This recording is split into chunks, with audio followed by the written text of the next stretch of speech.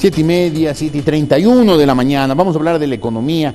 Pues hay la sensación, y la dicen muchos ecuatorianos, y se expresa en los medios de comunicación, de que el Ecuador está viviendo en lo económico el peor escenario posible.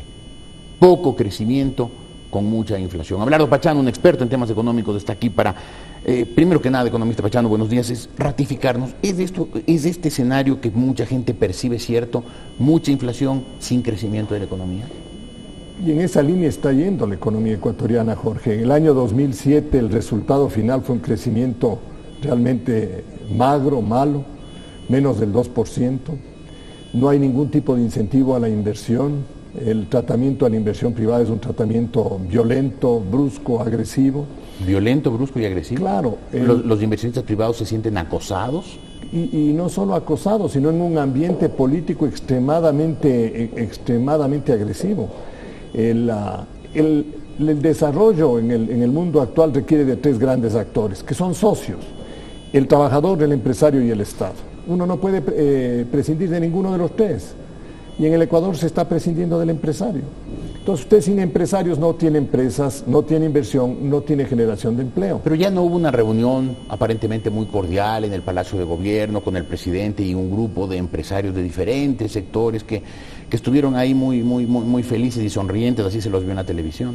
Pero Jorge, en los hechos se ven las cosas, y las decisiones de la gran mayoría de los empresarios ecuatorianos y extranjeros que trabajan en el Ecuador es suspender sus planes de crecimiento. No es solamente Mauricio Pinto el que hizo eso. Mauricio Pinto es un ejemplo más de los tantos que hay en el Ecuador y que demuestran o que confirman, Jorge, que las relaciones del Estado con los empresarios no son provechosas.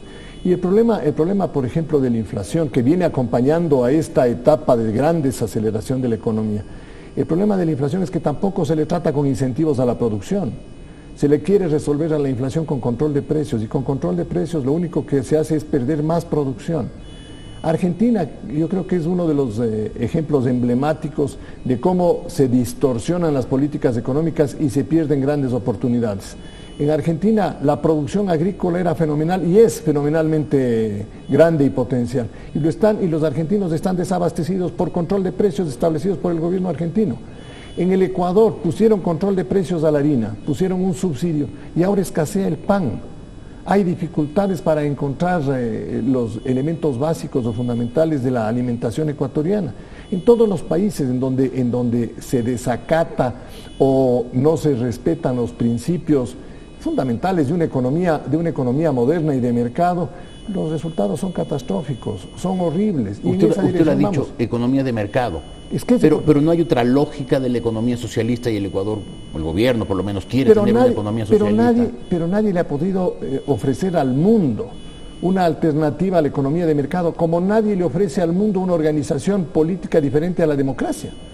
A la democracia le podemos cuestionar todo lo que nosotros querramos, pero es el único régimen que nosotros tenemos, imperfecto, con todas las debilidades y todo, pero que permite precautelar la libertad del ser humano y organizar un Estado en donde se pongan los contrapesos políticos para que las sociedades tengan posibilidades de alcanzar y usted dice que es lo mismo con la economía de mercado. Exactamente. No hay alternativa que funcione. Yo no conozco, Jorge, y si alguien tiene, que nos enseñe.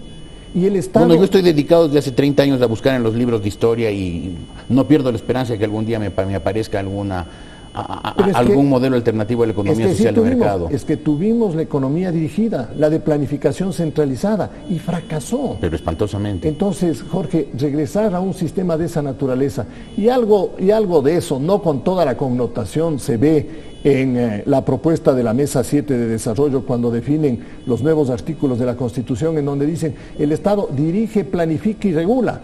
Y no dice cuáles son las responsabilidades del Estado, que es construir una economía que sea estable, que es el bien común más importante que tenemos en la sociedad actual.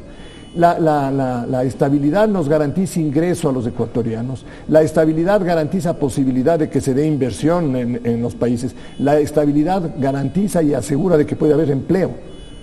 El gobierno actual, cuando era oposición o cuando no estaba en funciones, desdeñaba a la estabilidad. Pues bien, hoy tenemos una inflación, lo dijo aquí el día viernes el gerente del mercado mayorista de Quito, de más o menos un 20% en los alimentos básicos de los ecuatorianos. Eso lo dijo aquí, efectivamente. Bueno, 20% con dolarización es absolutamente inaceptable.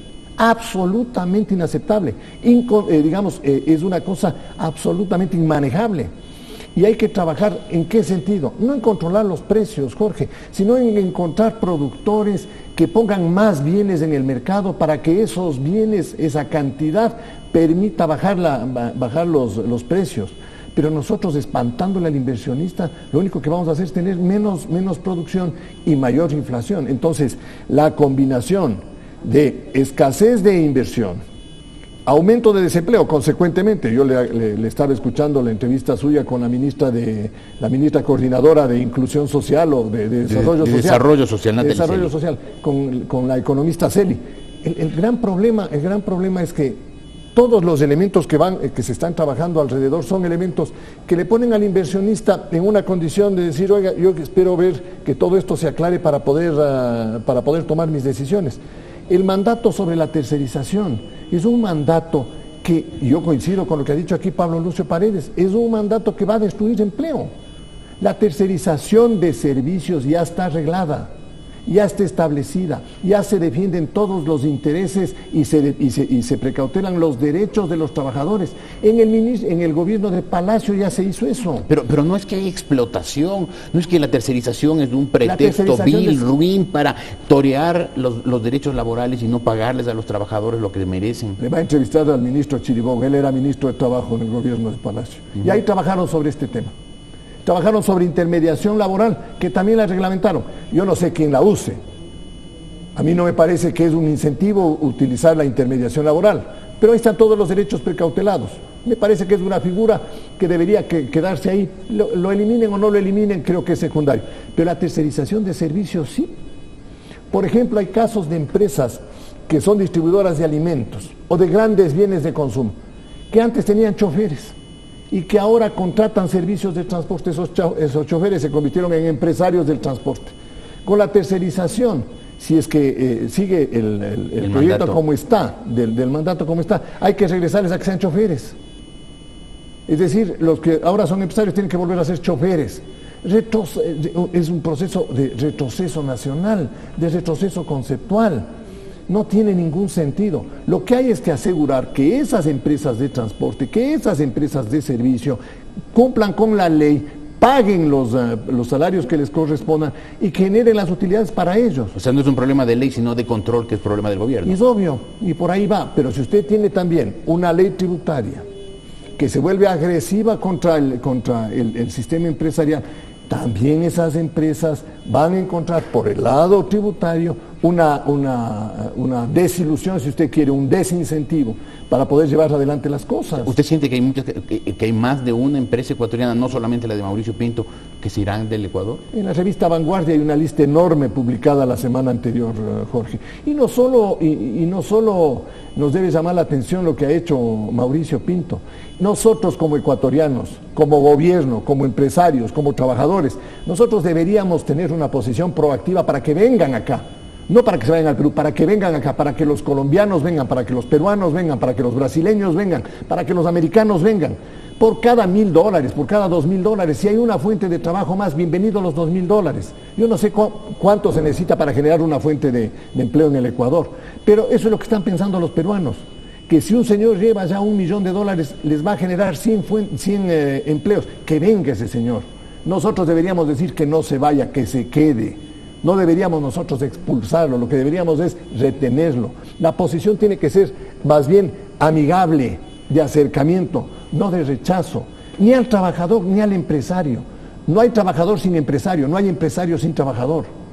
Los dos no están en una posición de lucha de clases, los dos son socios del desarrollo, es la nueva concepción con la que hay que trabajar en el mundo del futuro, Jorge. Y el Estado lo que tiene que hacer es asegurarnos que los mercados sean competitivos, que los oligopolios, los monopolios, todo tipo de concentración de poder en el mercado esté regulado, pero que el mercado funcione.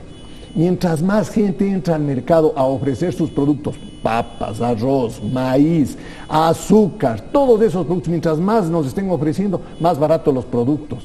Pero si nosotros les asustamos a los inversionistas, simplemente van a haber menos ofertantes de papas, que si dan las papas a Colombia o que si dan las papas al Perú, porque allá le están ofreciendo mejores condiciones. Ve el caso del arroz, para tipificar. Problema de abastecimiento del arroz. Colombia estaba demandando una gran cantidad de arroz, prohibieron la exportación de arroz. ¿Qué sintieron los productores de arroz?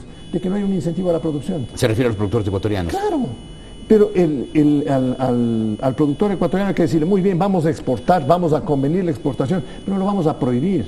Porque si no, los canales negros, los canales sucios, los canales bajo la mesa empiezan a funcionar. Los mercados negros. Entonces, el contrabando, el mercado negro, todo eso. Entonces, los colombianos seguirán comprando arroz ecuatoriano, pero en lugar de que asomen en las estadísticas de que hemos exportado arroz, no asoma absolutamente nada. Sin embargo, en el Ecuador ya no hay arroz. Economista Pachano, gracias por haber estado aquí, muy interesante su análisis, como siempre. Abelardo Pachano es un muy conocido analista económico. Son las 7 de la mañana con 42 minutos. Vamos a hacer un corte y al volver, tal como les anticipó Abelardo Pachano, estará aquí en los estudios de Teleamazonas Galo Chiriboga, el ministro de Minas y Petróleos, quien tiene en sus manos un flamante problema, el problema del mandato expedido por la Asamblea Constituyente, que termina con el sector minero en el Ecuador, o por lo menos lo posterga. Él nos aclarará cuál es el término que el gobierno usa. Volveremos enseguida.